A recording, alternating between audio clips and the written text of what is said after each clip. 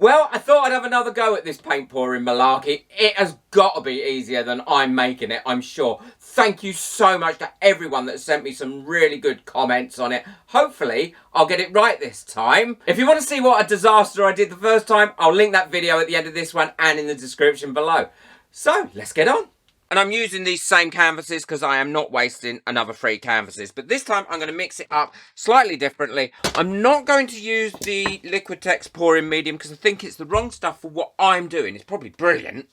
Although I did get some lovely bits on here that I've over poured on this tray. So I am going to peel this off my tray and keep these and perhaps put them in some resin jewellery. Something like that. So I'm going to be using my own pouring medium and I'm going to be using a PVA glue just with water. Now, I got this from Mark Ratcliffe on YouTube. I'll link his channel below. He does some brilliant picture pours and this is his recipe. So thank you, Mark. All I'm going to use is my measuring jug and measure out 500ml of PVA glue, and then whatever I don't use I shall put a lid on, label it up, and then I know what's in here. And Mark used 500ml of PVA glue and 200ml of water. So that's what I'm going to do. And what I've always found in the past, and Mark said the same thing, is don't add all your water at once because it makes it a lot more difficult to mix in. I add a bit at a time. I always do this when I'm watering it down for paper mache or anything that I'm making, or my own air dry clay. You'll find it mixes in so much easier.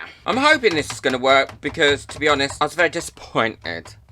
But then I am quite impatient. I do like my things to work straight away, but they very seldom do. I am going to put gloves on as well for this one because it took me ages to get that other stuff off my hands. Make sure you scrape the sides as well, and always the bottom. Yeah, and that looks like a nice consistency. That should flow quite easily, I hope. But this time I'm not going to add any silicone oil to it at all. But what I am going to do is mix it up a very similar way to what I did before. So I've got my glue and everything there. I'm going to use the same colours. Maybe a little bit more paint this time, but we'll see how well that comes out in there. Oh yeah, it's come out a lovely colour. Look, that's still come out a nice vibrant colour. And if I feel that's a little bit too thick, I can always add a tiny bit more water to it. That is a little bit thick. I have to put a lot more water in that. And then I'm going to mix up the rest of the colours like that as well, and put them in my little pots. Well, first one I'm going to try is going to be the cup pour. I'm going to be using the red in here, yellow, blue, and then go back again, red, yellow, and some blue. Turn this upside down, put it on there, give it a few taps, lift up my cup, put some on the corners, because that's what I've seen everyone do, and then just move that around. Hopefully, produce some cells. But who knows? I just have no idea. All looks like one colour to me. There we go.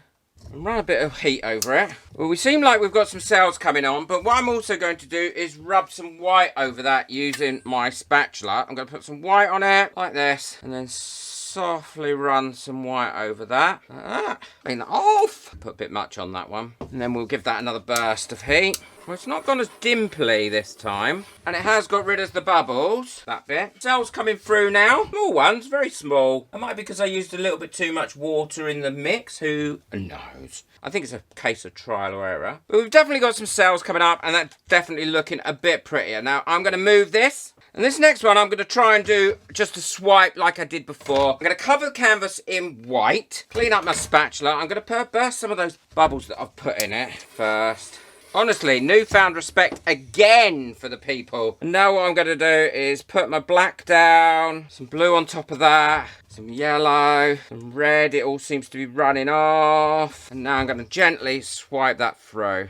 I don't know if it's going to be any different to what I've already done. There we are. And then let's go over this with some heat. Oh, and that has celled up lovely. That's some lovely cells in that. Hopefully they'll stay, but who knows what's going to happen when it's dry. We will have to see. Oh, I do like that. And this one I'm going to try and again do with the hairdryer. But first of all, I am going to cover this canvas in the white. But this time, I am going to add just a little bit of silicone to the yellow and the red. Just one tiny weeny drop. See what happens. It's like icing a cake. Not that I've ever iced a cake. Just a stream of consciousness coming from me as always. Oh, I do feel sorry for people watching this who've done this and are shouting, Steve, what are you doing, you dimwit? So just the yellow and the red I'm going to add this to. And again, I'm going to use this self-forming oil, but literally one drop.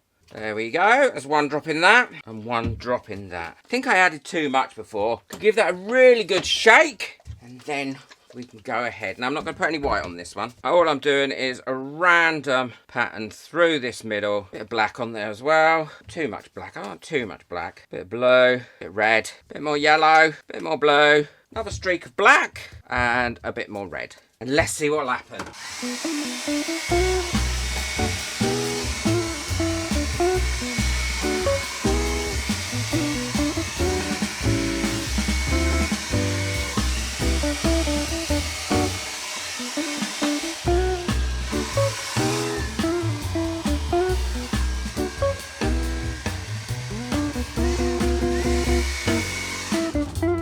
Okay, I quite like that.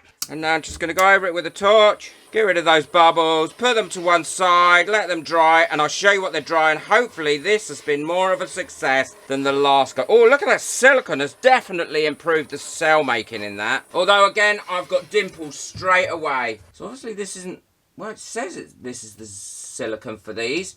But I can see dimples appearing almost immediately. What do you do, people, to get rid of them? Maybe I'm not mixing my silicone in enough. Look how pretty that is. Right, that'll do me. I'm not going to do much more to that because I don't want to mess it up. Really quite like that one. I'll leave these a few days, see how long they take to dry, and then we can go from there. Well, these are all dried now, and they're still a bit of a disaster, I think.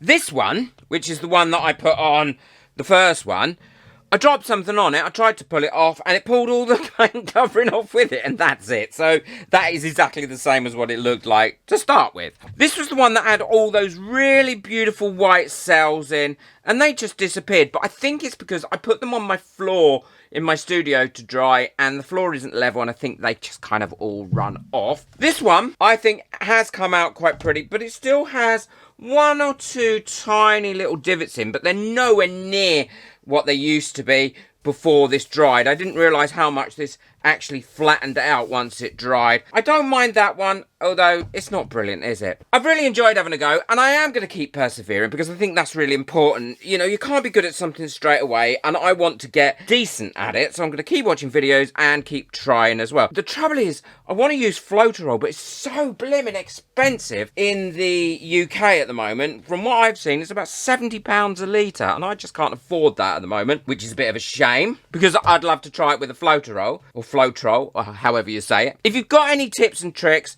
then please let me know in the comments. I will, honestly, I read them all, and I find them so useful. I learn so much from people.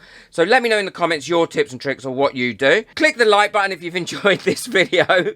You might have enjoyed the video, you may not like the pictures. That's a different thing. And also hit that subscribe button so you don't miss out on any of my future videos. Take care, enjoy your crafting. Bye.